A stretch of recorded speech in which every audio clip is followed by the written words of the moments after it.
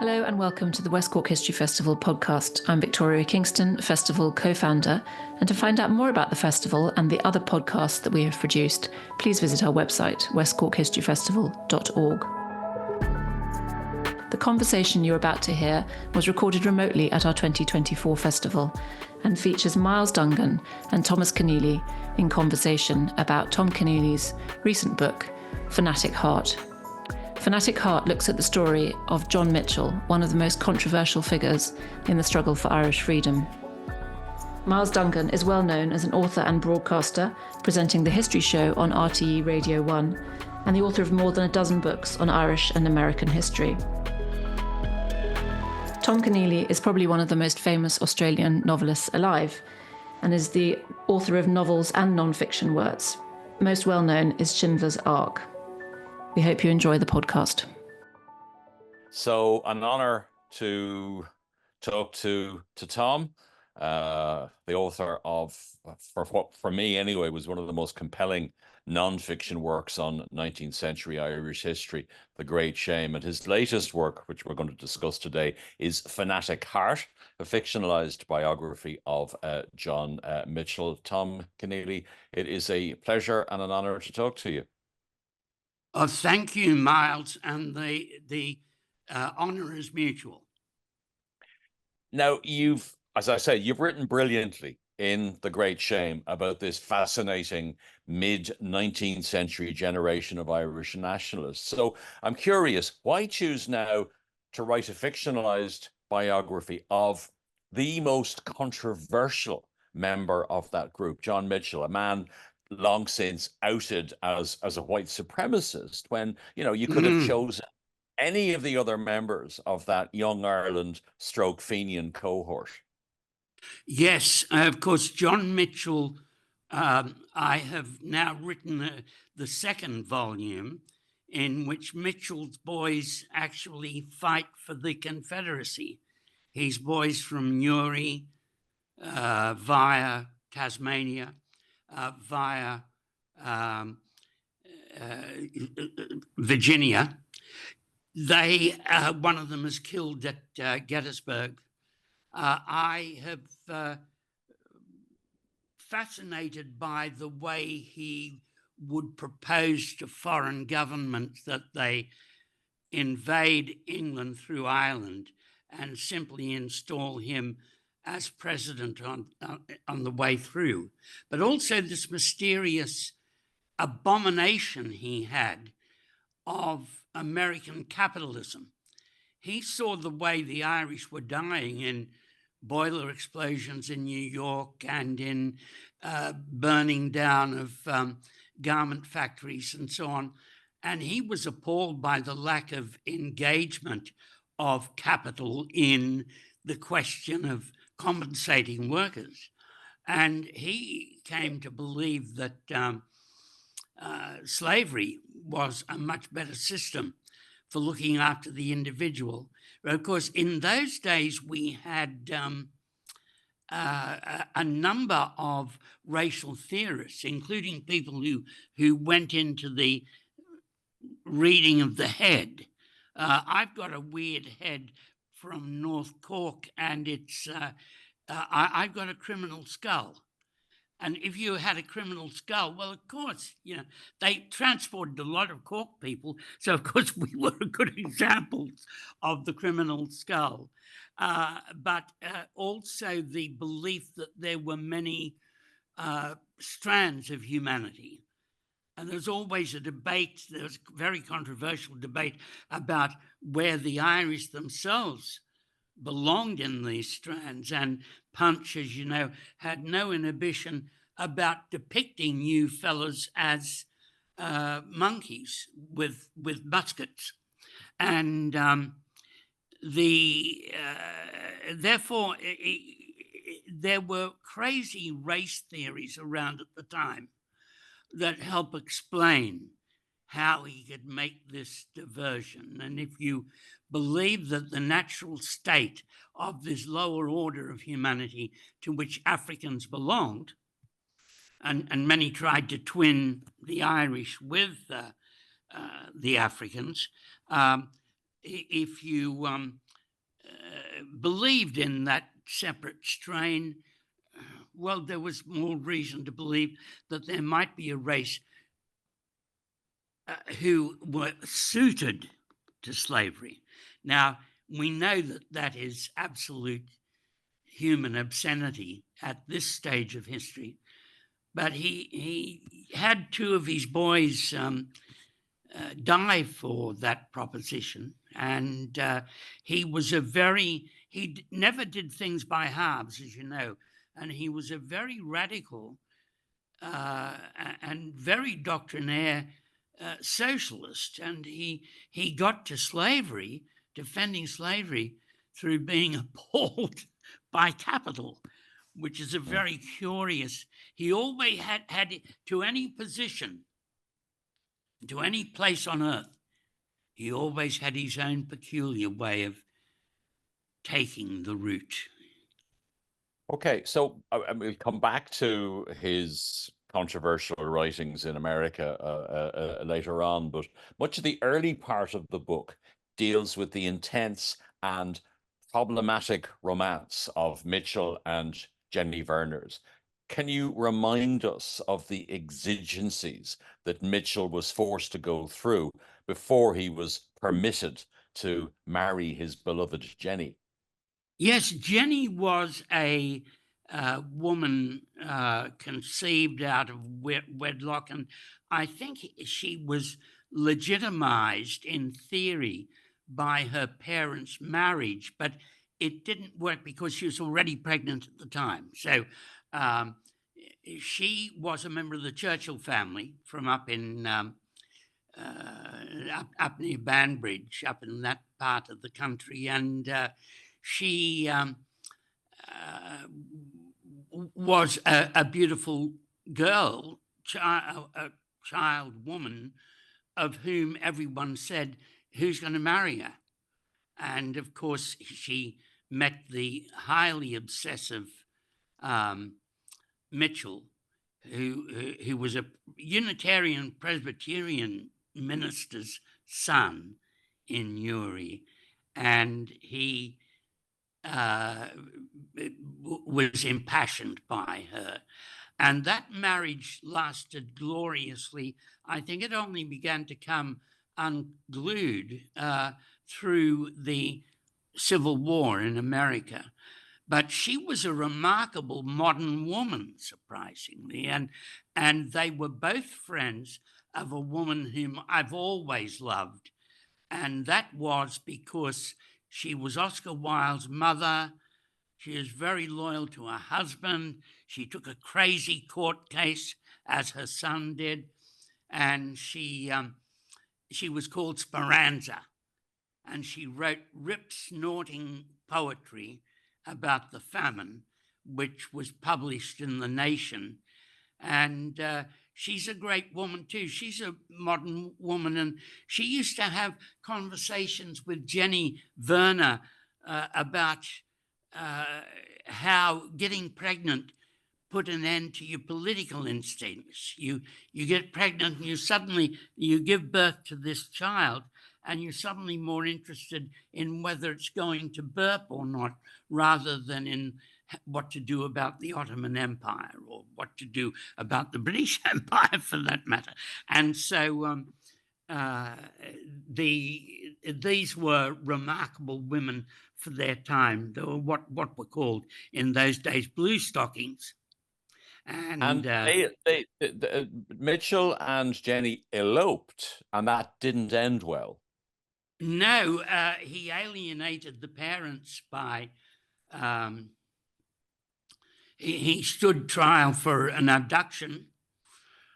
He got away with it, but they were at a very young age involved in an abduction. It seems they actually went, and in the book they do go to Cheshire and then to Liverpool trying to get married, and they can't, even within the short frame of time allowed for marriage. They were tracked down before they had managed to organize brisk bands and early marriage. And John Mitchel then pursued his charm to, I was going to say seducing, but that's not the wrong word. He didn't seduce the aunt.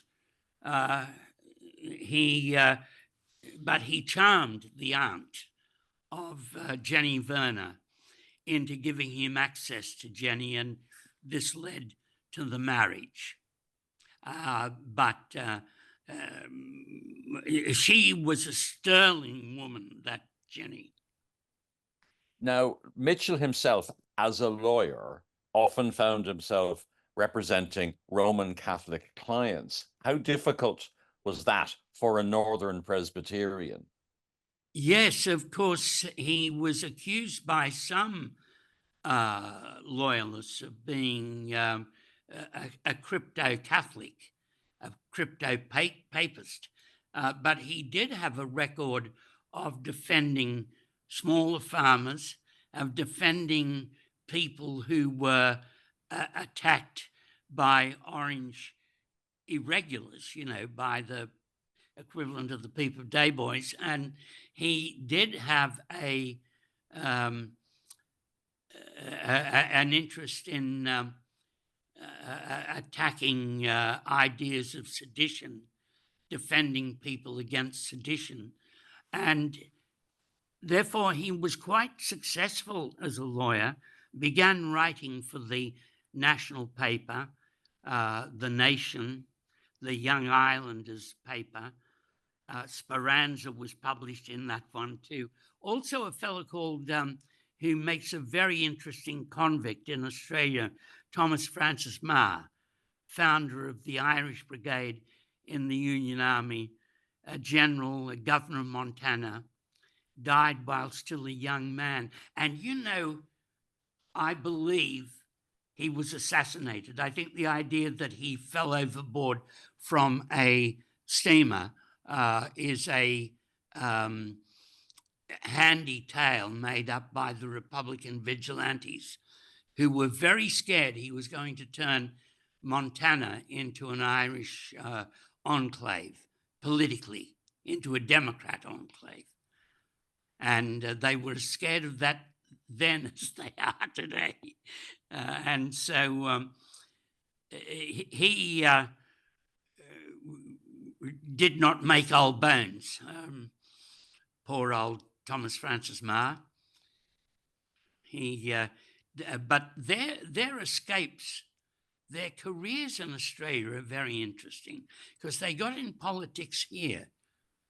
And Mitchell's book shows how they wrote political material for the anti-transportationists, those who wanted to put an end to convict transportation.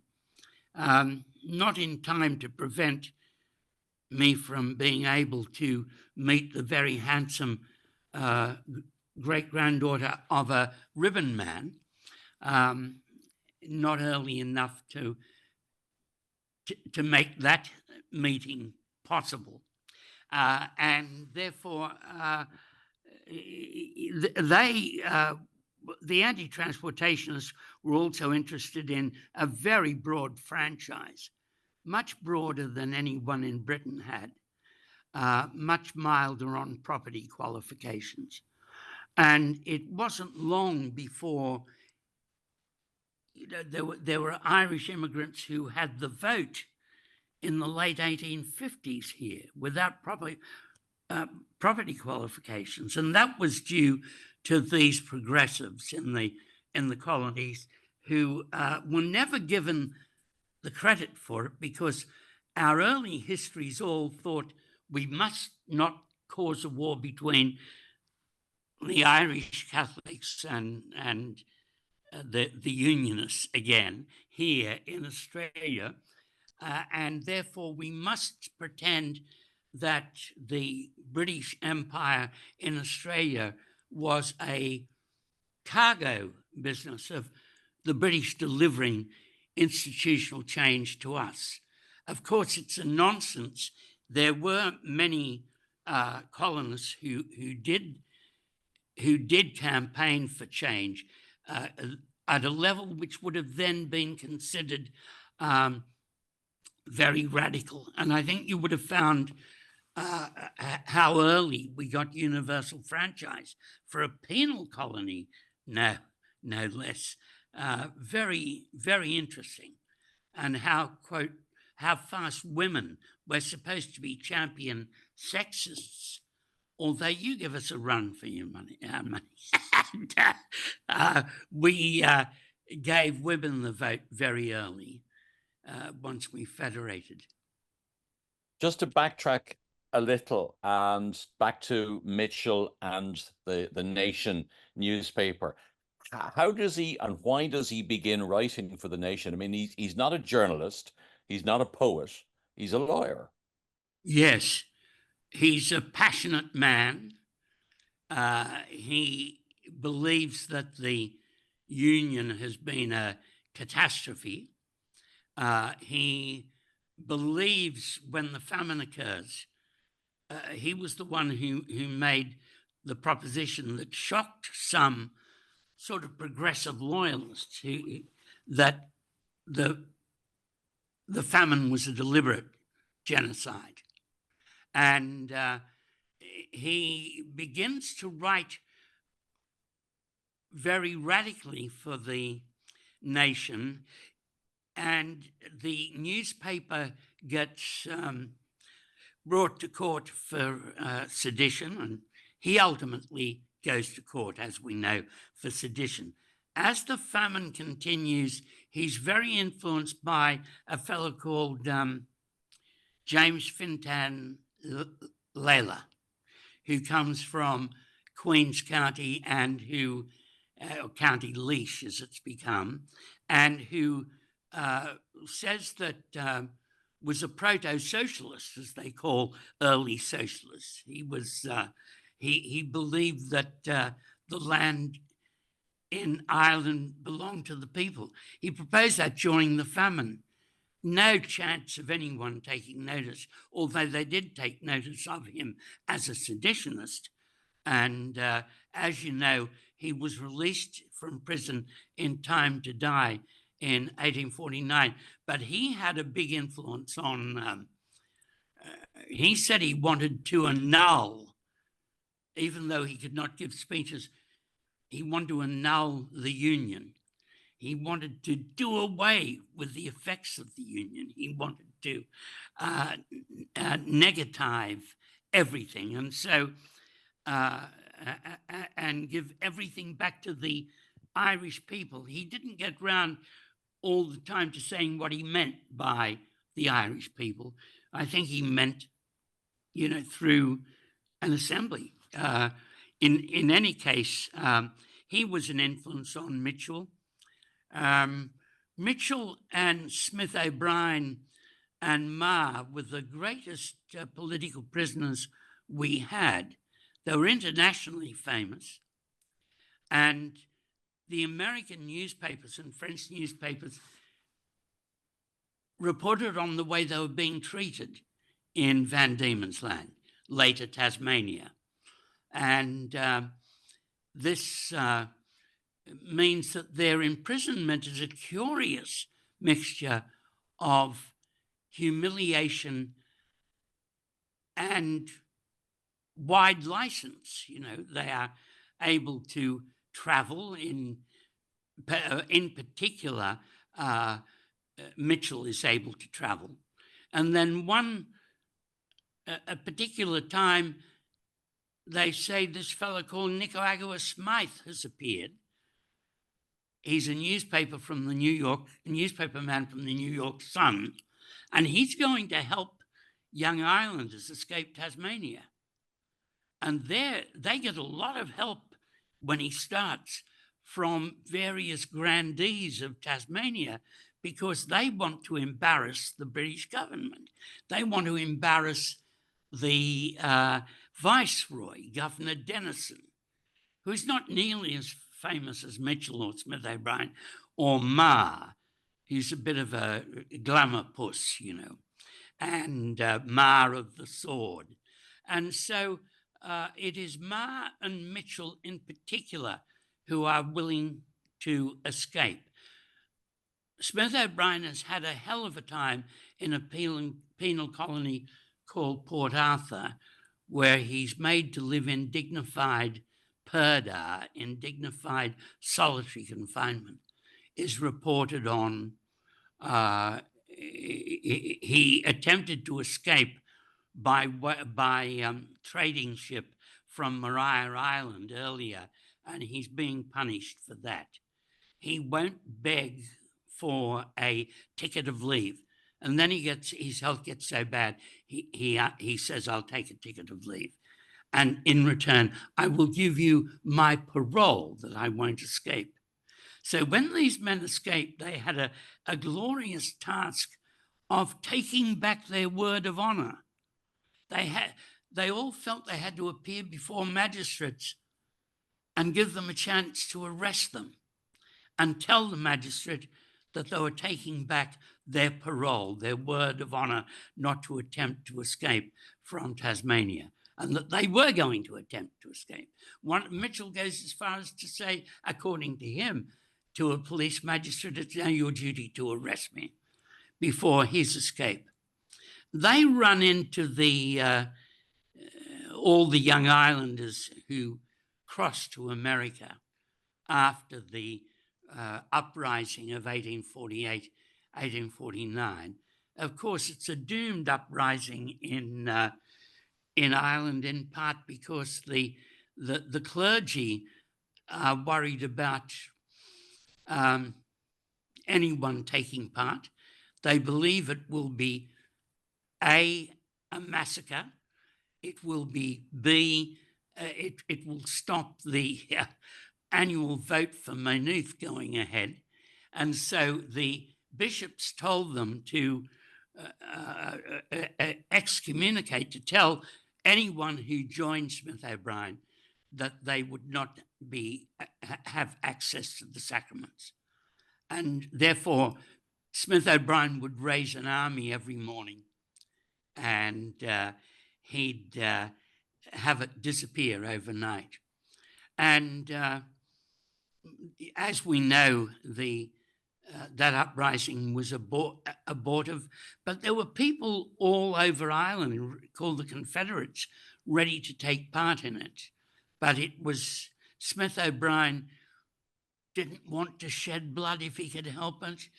He besieged a garrison of police in Tipperary, I think it was, and they say, "Oh, if you take our arms, sir, if you attack, we're all admirers of yours, but if you attack our police barracks, we will be sacked from the police force during this terrible famine, and we don't know how we can provide for our children." So he didn't attack it. And he could be talked out of stuff of the sternest measures. And the uprising is a failure, and he is sent to Van Diemen's Land, from which he escapes and ultimately is pardoned, comes back to Ireland and becomes a kind of civic pope who writes encyclical letters for the Irish. But these are all great characters. And the women, of course, Jenny Werner, who is seasick all the way to Australia, brings her 5 children by boat from Ireland. And it's months of travel, and she has an Irish maid with her to look after the children in case there's seasickness. And then she's in Tasmania 2 years. She's living well. She has polite friends and intellectual Scots friends, and who are progressives. And suddenly this Nicaragua Smythe turns up and says, "I'm going to get you all out." And he has money from America to get them all out. Sorry, you interrupt me, young Dungan. Nobody calls me young these days, but thank you very much indeed, Tom. Just to tease out a little bit, again, to go back a little bit, and Mitchell and the famine, you've already mentioned his diatribe. The Last Conquest of Ireland, perhaps, which appears Yes, in the that's right. 1850s.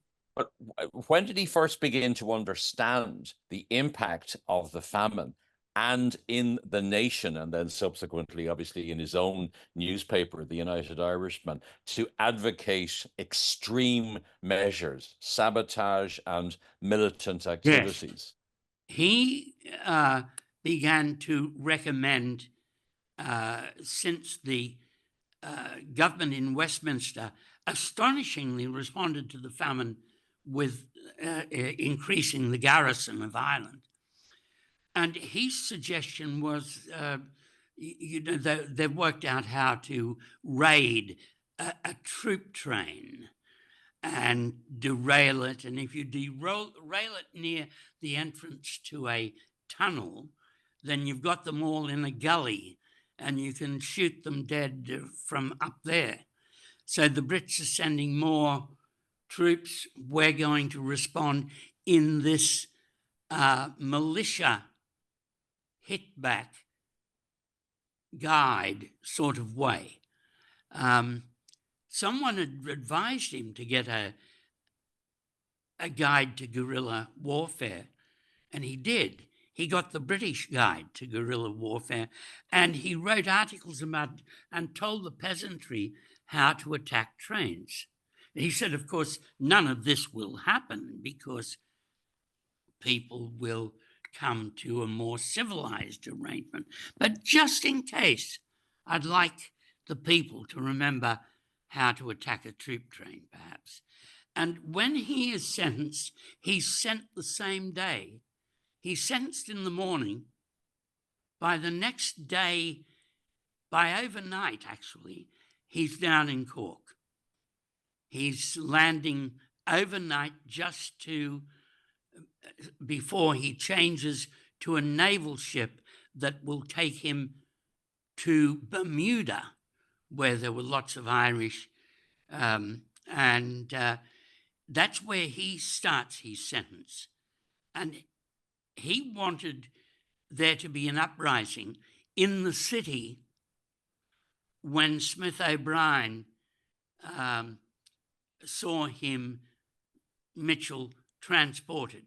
He wanted Smith O'Brien to pull a revolution on in the city, whereas Smith O'Brien went deep into Tipperary, as you know, and ended up in Mrs. McCormick's cabbage garden. And he showed that he didn't have the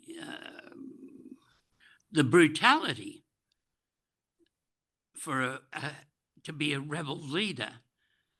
There was a man, he came to an arrangement with a head of a troop of cavalry who wanted to pass through one of the towns in Cork, and in Tipperary, sorry, and he said, well, if you give your word of honor not to take any military action, you can come through. And Smith, at least others, were saying, attack them, this is it, this is the war. But he couldn't do it. And he was a nice fellow, I think. And so Mitchell is sentenced to transportation for 14 years, starting in Bermuda. He ends up in Van Diemen's Land, Tasmania. You've already mentioned that his family arrives and they're able to live with him. So you've also mentioned Patrick Smith, Nicaragua Smith. How did Smith help to engineer Mitchell's escape from Tasmania in 1853? Well, a lot of the Irish had done very well in America, and he was well supported by a group, amongst others, not the only group that supported him, but a man called the Epitaph Society or Association in New York, which was a radical organization with a polite name, given that Emmett had said that he wanted his epitaph to be the independence of Ireland. they were trying to bring about this method. You know, they were Fenianism was nearly, not quite, it was on the eve of Fenianism that all this happened. And that money, that group gave money to Smith O'Brien to be an agent in Ireland, and he found it very easy to operate for this reason, that the leaders of democracy in Van Diemen's Land and in Victoria, which now had its own goldfields and was a, you know, as a radical, as a political entity, was in many ways far in advance of the mother country. And so they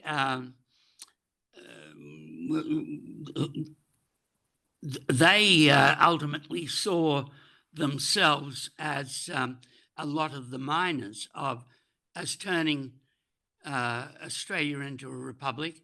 Though that was a bit of a pipe dream, but there were Californian Republicans and, of course, Irish Republicans in Victoria. And the son of Lalor, James Fintan Lalor, the son of Patrick Lalor and the brother of James Fintan, led the Eureka Rebellion here. And he had grown up, he and his brother came here with a good pot of money. They bought a wine importing business, then they went mining.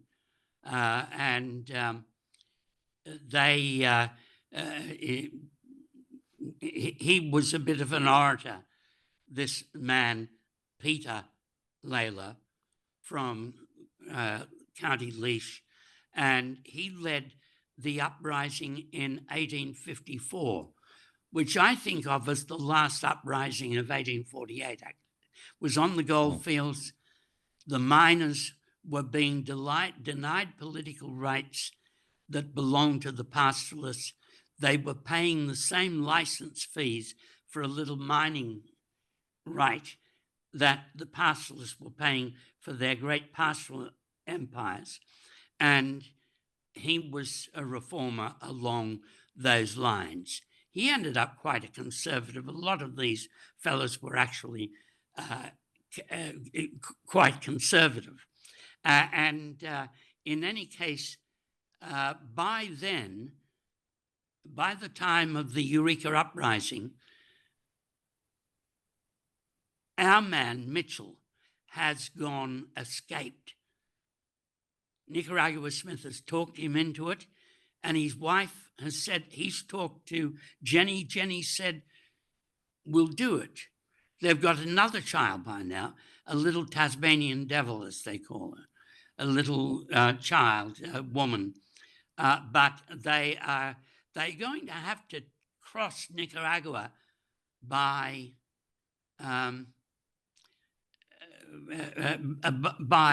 mule train and ferry.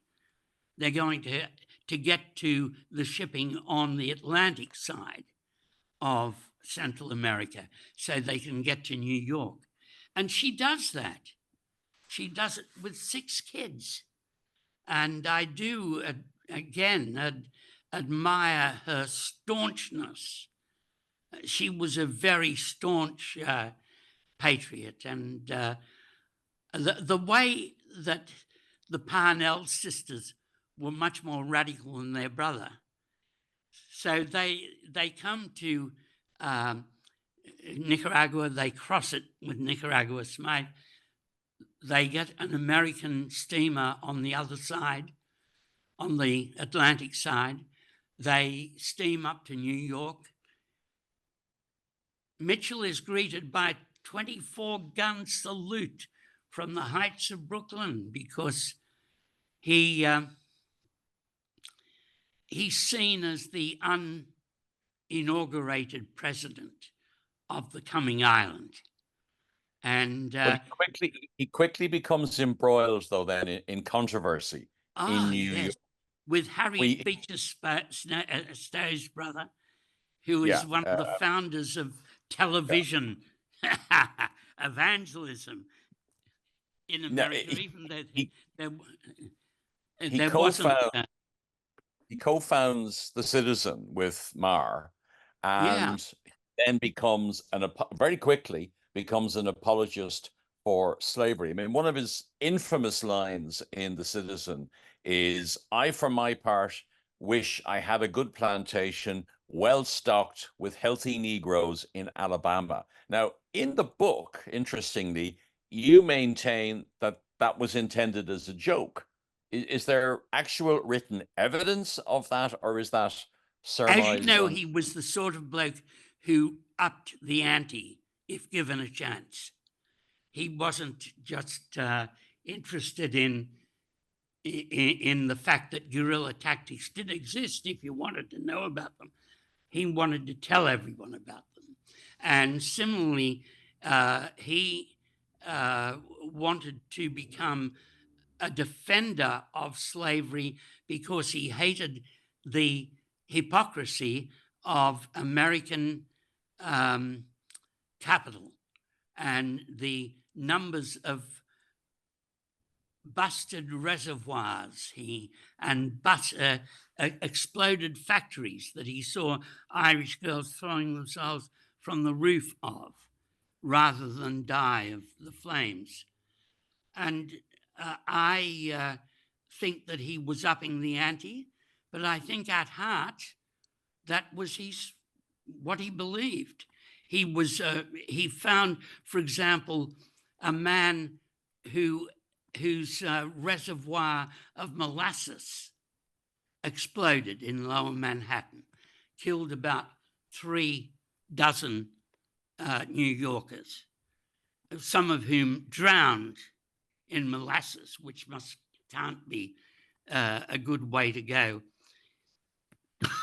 He wrote about their unwillingness to identify with the workers, their willingness to depend on the next immigrant ship to fill the vacancies, which did indeed happen, and the fact that these people who had no sense of responsibility to their workers were sometimes, not always, were sometimes nominal abolitionists as well.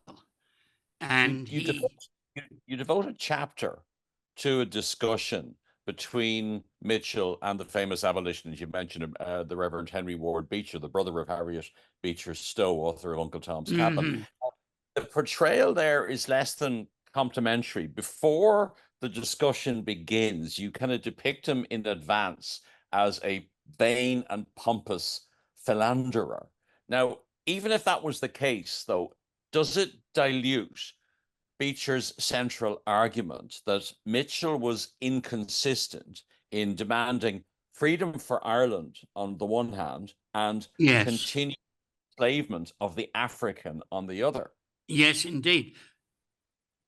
And it was very much his character that he was a controversial. He would declare one system flawed and therefore take the other system and defend it and stand by it. And there's a bit of that character in the nation, in Ireland itself, if I might dare say so, as a dumb Aussie coming in to see me rallies. I think that he had never seen. One of the great blessings of Ireland now is it's never had an industrial revolution. You were denied that privilege. Well, at this stage of history, that's the greatest thing you've got going for Ireland. The fact that I saw between Dublin and North Cork, as you come down from the Aussie embassy, there is one smokestack between Killiney and Cork. And the countryside, therefore, still has the spirits in it. A spirit-inhabited landscape is very much what we got here, given the Aboriginal culture. And I'm interested how, to the extent to which the spirit-inhabited landscape has remained for the Irish. And, you know, an Irishman in North Cork can tell you where we're a quite superior branch of Cork. Of course, where my grandparents came from. Now, a visitor in North Cork can be told, the average Irishman can say something about the Paps of Dana, the Slieve-Leachra area of mountains and bogs between North Cork and Northeast Kerry. The landscape is inhabited by spirits still, and therefore I find it a fascinating place to try to write about. And I hope you forgive me for trying to write about it, because we returners get everything wrong. Just to get back to the issue of Mitchell and slavery, in the book, you have Marr, Thomas Francis Marr, through the good offices of a Jesuit abolitionist, organizing a meeting between Mitchell and two extremely articulate escaped slaves, Jenkins, and a man called Jenkins and a woman called Adelanta Cunningham. Now, Mitchell is impressed by the testimony of these two escaped slaves, but not sufficiently to change his attitude towards slavery. And then in discussion with Thomas Francis Marr, he compares the plight of the slave to that of the enlisted soldier. Now, is that a valid comparison? I mean, Marr, in the book, Marr certainly rejects it out of hand, pointing out that soldiers volunteer, slaves don't. Yes, that's right. Marr was right, of course, as we know. I went to great trouble to try to show that I can understand where Mitchell got to, but it's not. Slavery is an obscenity. And he ignored the degree to which it was a system of sexual exploitation too. How you could buy mulatto women who were quite light-skinned, you know, and these mulatto women would become the mistress of the plantation owner. That evil of the plantation life, of sexual targeting is something that he didn't seem to notice, or he met with polite people. He knew men like Jefferson Davis, and he knew he's vice president of the Confederacy, and they ran these excellent slave plantations in which the housing was tolerable, the food was tolerable, the labor was tolerable, in which there were very rare floggings, and in which generally there was not sexual exploitation, but there was in places he didn't think there was. And so he looks upon the South as an unspoiled agricultural version of Ireland. And the slaves are better off than Irish peasants were during the famine. And so his opinion, not yours. Yes, and he betrays himself into this polarity between you've got to choose either capitalism or slavery. Well, I choose slavery. You've got to choose one system. And we have to remember that then at that stage, the Dred Scott decision was, you know, it was very popular to believe that slaves were meant to be slaves. And Christ, I mean, there is a bit of a problem with St. Paul accepting that slave owner Philemon and apologizing for delaying his slave Onesimus in a book called The Letter to Philemon. It's a very short one. But in any case, the Confederates were able to argue that Christ offered no injunction on the matter of slavery. and that Now, St. sorry, Paul carry did. on. You end your story well short of the Civil War, when he moves from New York to Tennessee and brings the family, so that we don't see the more extreme journalism of Mitchell. But I gather that there's another volume to come, and you will be covering that part of his Yes. life, death of his sons. A Yeah. rather long final question, if you indulge me, because I want to ask you about your attitude to the legacy of John Mitchel. So a quote from Arthur Griffith in a preface to a new edition of the Jail Journal, right? He wrote, "Even his views on Negro slavery have been deprecatingly excused, as if excuse were needed for an Irish nationalist declining to hold the Negro his peer in right. When the Irish nation needs explanation or apology for John Mitchel, the Irish nation will need its shroud." Now, that's one attitude to the legacy of John Mitchel, written by Arthur Griffith more than a century ago. An alternative viewpoint, widely held in Ireland today, is that the dozen or so GAA clubs, which are called after him, should change their names, a la the Berkeley Library in Trinity, and that his statue in Newry should be removed. What's your own position on the legacy of John Mitchel? I think had he seen that both systems needed reform, if necessary, by revolution, but they both needed reform, that was the right decision. And I think he vitiated himself. I think his temperament was very extreme, and he vitiated his inheritance. He'd be, if he'd done a Maha and become a Union General, he would have been respected today because they happened to be on the right side. Were they hypocrites? Well, are we hypocrites now? Of course. I mean, to be human is to be a hypocrite, I think.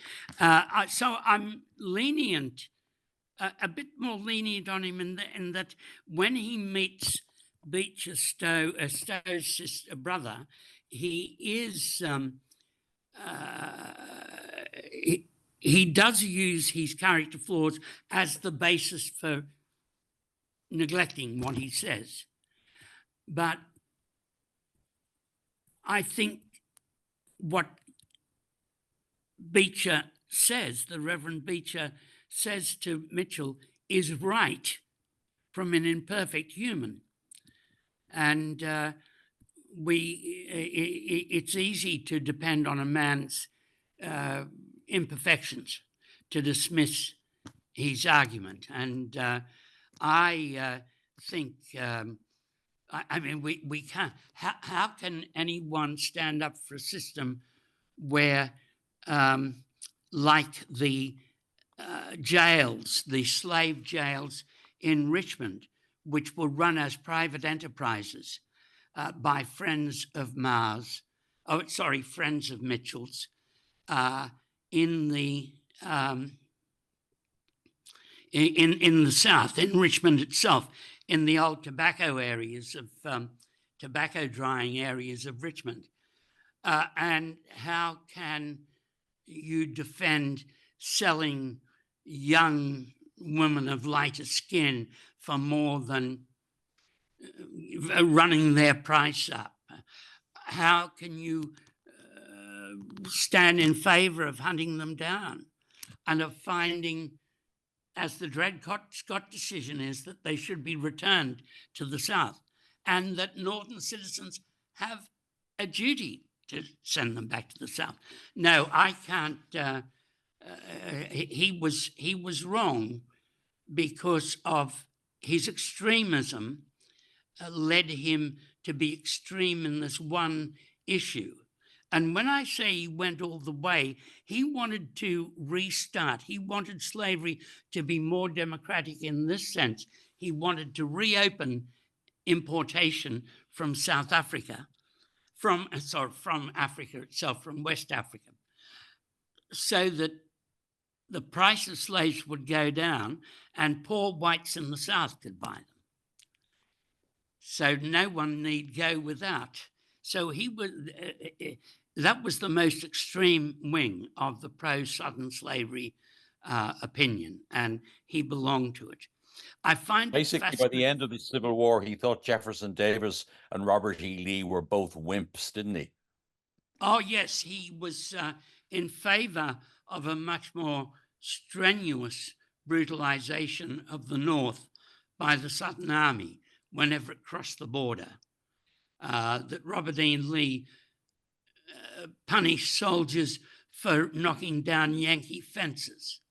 And the Yankees didn't mind looting and plundering and had no inhibitions about it. And as well as that, it was always possible to look at the American soldiers and say they want to free the slaves, but they don't want them to live in the same town. They want them to be recolonized in Africa. And there was a lot of this. Even Lincoln sent a General Sickles, who lost his leg at Gettysburg, sent him to Colombia to ask the Colombians to take our slaves because they had, or American slaves. And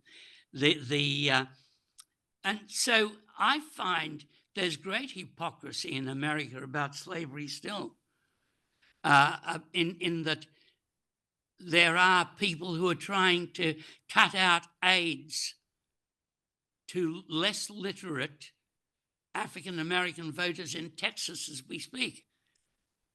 They don't want there to be special help for African Americans who might not be fully literate because of the education system, the inequalities of the education system, who don't want them to have help in the election booth.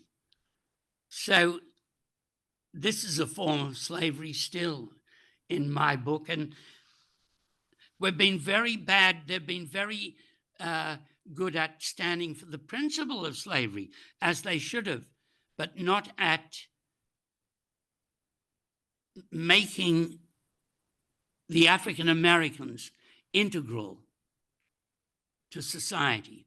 That is a process that's on its way. It's a process that's happening, but it's a very incomplete process as yet. And but he did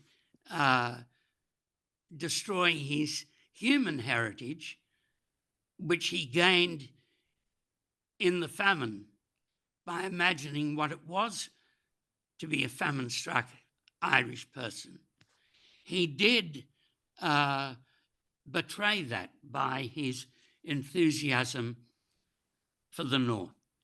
And part of his for the South, rather. And part of his enthusiasm was contrarian, was pure contrarian nature, of the kind that some unionists have in the North, and certainly some Republicans have. God, I'm digging a grave for myself next time I come back to Cork. But I hope the second book will be out next year with Faber and Faber. And really, it's full of events and sex and drugs and rock and roll. And I've made it sound like a constitutional argument. But we look forward to that. The current book is Fanatic Heart. We look forward to the second volume. Thomas, it's an absolute privilege and a pleasure to talk to you. Simon, I don't know, do we have time for questions from the audience that might have come to you? We don't at this point. But it's been fascinating to hear quite such a wide-ranging discussion, chilling in parts.